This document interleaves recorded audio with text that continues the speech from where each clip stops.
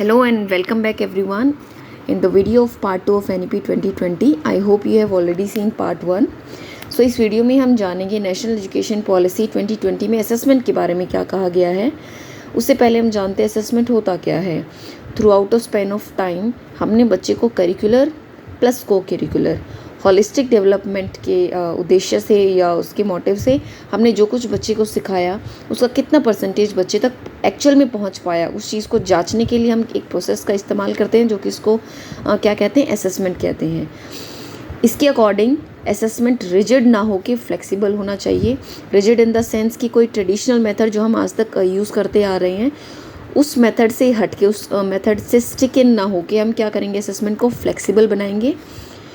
ऐसे यानी summative assessment ना लेके हम किस चीज़ का इस्तेमाल करेंगे, फॉर्मेटिव असेसमेंट का इस्तेमाल करेंगे, जिससे क्या होगा, हमें अपने मेथड्स के बारे में भी रीथिंकिंग का टाइम मिलेगा, रीमीडियल टेक्निक्स का के लिए टाइम मिलेगा, और जो लर्निंग गैप्स हैं उसके बारे में जल्द से जल्द हम लूप होल्स को फाइंड आउट करके उससे क्या कर सकते हैं, नई स्ट्रैटेजी, नई मेथडोलॉजीज़ का यूज़ हम कर सकते हैं, जिससे बच्चे का डेवलपमेंट, होलिस्टिक डेवलपमेंट अच्छा हो। नेक्स्ट है not only in formal setup. खाली ये एक टाइम जो पहले होता था 3 घंटे के अंदर पूरे साल की मेहनत को हमें दिखाना होता था, अब वो चीज़ नहीं है। एक फॉर्मल सेटअप के अंदर ही नहीं, through out the year, through out 365 days हमारा रेगुलर क्या चलता रहता है, असेसमेंट चलता रहता है, इवेलुएशन चलता रहता है। उसी को हम क्या कहते हैं, कॉन्टीन्यूअस एंड कॉम्प्रिहेंसिव इवेलुएशन। ठीक है। उसके बाद आता है एक नई टर्म इंट्रोड्यूस करी गई है, एक एब्रीविएशन है, दैट इज़ परख। परख की फुल फॉर्म क्या होगी, performance assessment review and analysis of knowledge for holistic development. Holistic development हमने पिछली वीडियो में पढ़ा था। होलिस्टिक कहाँ से आया, वॉल से आया है। वॉल जिसका मतलब होता है संपूर्ण डेवलपमेंट से रिलेटेड हम सारी उसकी जितने बच्चे की परफॉर्मेंस है उसको एसेस करेंगे, रिव्यू करेंगे, एनालिसिस करेंगे। अगर हमें कहीं पे लूप होल्स मिलते हैं नॉलेज के अंदर या होलिस्टिक डेवलपमेंट के किसी भी एस्पेक्ट में, तो उसको हम क्या करेंगे, जितना जल्दी हो सके उसको रिफ़िल करने की कोशिश करेंगे। ठीक है। फिर आता है होलिस्टिक प्रोग्रेस कार्ड, जिसकी एब्रीविएशन है HPC। HPC stands for holistic progress card. इसके अंदर हम मेनली 3 चीज़ों को लेकर चलते। Cognitive, that is related to mind. Affective, that is related to somehow I think heart and our feelings.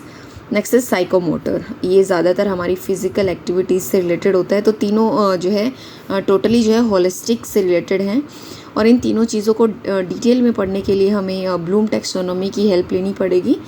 तो इस वीडियो में हम खाली इसको इतना ही छोड़ते हैं। आई होप नेक्स्ट वीडियो में इसको हम जो है डिटेल से पढ़ेंगे। नेक्स्ट है रिडक्शन ऑफ करिकुलम कंटेंट। देखिए, टीचर जो है होलिस्टिक डेवलपमेंट की जब बात आती है तो टीचर को बहुत सारे एस्पेक्ट्स को एक साथ लेकर चलना पड़ता है। तो खाली करिकुलम से स्टिक इन होके जो है चीज़ों को वो आगे नहीं बढ़ा सकता। तो कोशिश करी गई है कि जो करिकुलम है, जो रिटन करिकुलम है, उसको कम से कम किया जाए ताकि बच्चों के होलिस्टिक डेवलपमेंट पे ज़्यादा से ज़्यादा ध्यान दिया जा सके। उसके बाद आता है NCPFECCE। देखिए, NEP 2020 में बहुत सारे, आई थिंक 3 से 4 जो NCF के बारे में बात की गई है, नेशनल करिकुलम फ्रेमवर्क। तो किस किस से रिगार्डिंग है, सबसे पहली है ECCE, जिसको हम पहले NTT भी कहते थे, नर्सरी टीचर ट्रेनिंग। तो उस चीज़ का नाम अब क्या हो गया है, अर्ली चाइल्डहुड केयर एजुकेशन। तो उसके लिए जो है NCF को बनाया गया है, जैसे कि जिसकी फुल फॉर्म है national curricular and pedagogical framework for early childhood care and education. तो उसके लिए भी जो है एक फ्रेमवर्क तैयार किया गया है करिकुलम का, जिससे क्या होगा, जो टीचर है उसके लिए भी बेनिफिशियल होगा, प्लस स्टूडेंट के लिए भी ये बेनिफिशियल होगा। नेक्स्ट है NETF यानी national education technology forum. As we know in today's era जो चीज़ें हैं वो टेक्नोलॉजी की तरफ बहुत ज़्यादा बढ़ रही हैं।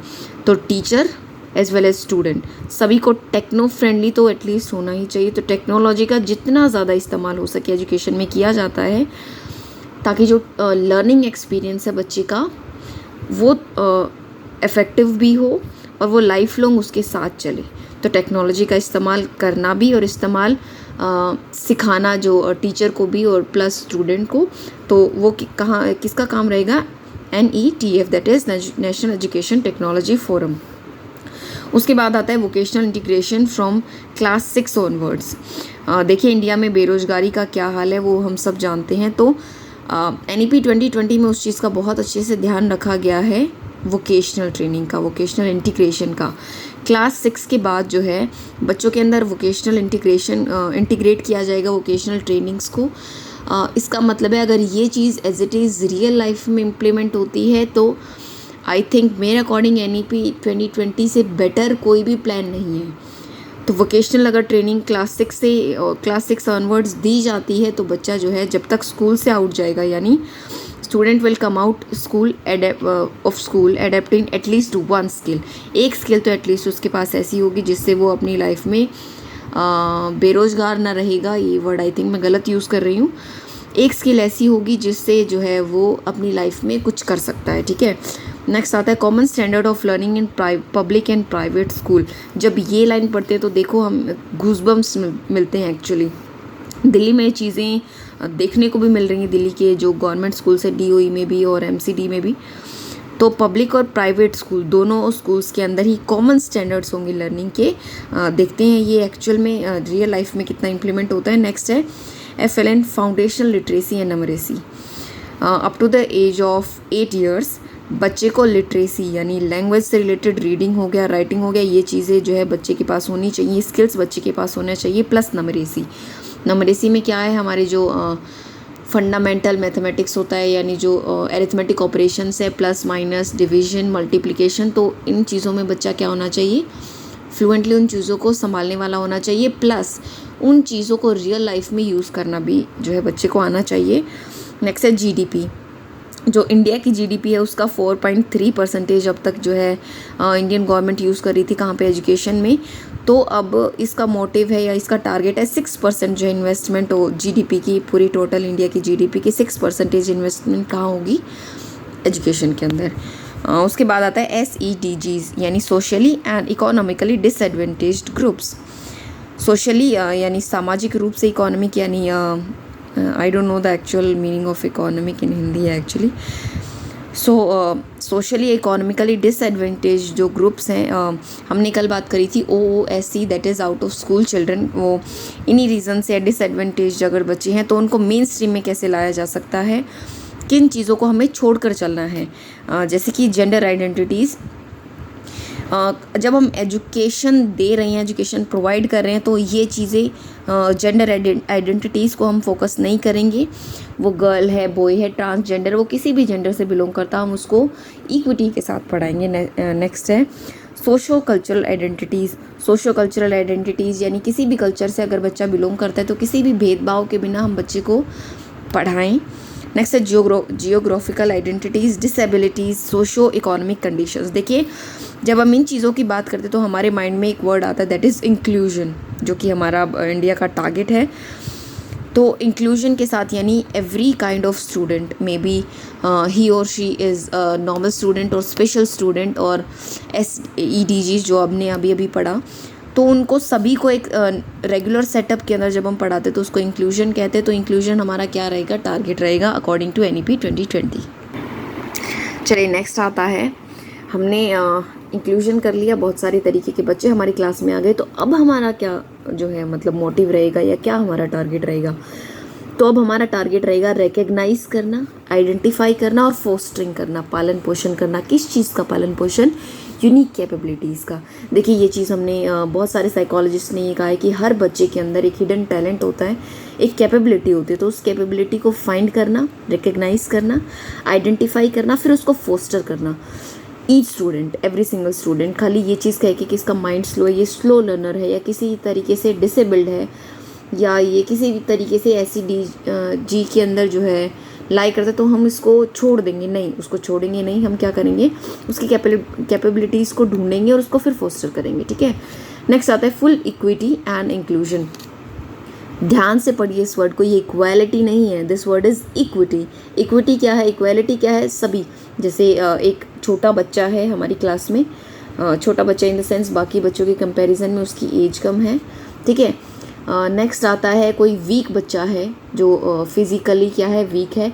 नेक्स्ट है हमारे पास कोई फिज़िकली हैंडीकैप आ गया हमारे पास बच्चा, तो तीनों को हम क्या करते हैं 50-50 kg वेट उठाने के लिए कहते हैं। क्या इस चीज़ को हम इक्वालिटी बोलेंगे, क्योंकि तीनों को हमने क्या किया है, सेम वेट लिफ्ट करने को बोला है, तो क्या ये इक्वालिटी इन रियल सेंस बच्चों को हेल्प कर रही है? नहीं। उस वो इक्वालिटी देखने में या सुनने में पॉजिटिव लगती है, पर हमें एक्चुअल में ज़रूरत किसकी है? इक्विटी की। अकॉर्डिंग टू देयर नीड हम उनको क्या करें? हेल्प करें, दैट इज़ इक्विटी। नेक्स्ट है लैंग्वेज के बारे में क्या कहा गया है? कोई लैंग्वेज इम्पोज नहीं करी जाएगी, उस पर फोर्सफुली किसी लैंग्वेज को सिखाया नहीं जाएगा बच्चे को, ठीक है। नेक्स्ट है मदर टंग और रीजनल लैंग्वेज टिल ग्रेड 5 यानी क्लास 5th तक हम मदर टंग यानी जो उसकी मातृभाषा है, जो उसकी रीजनल लैंग्वेज है, उसका इस्तेमाल करेंगे।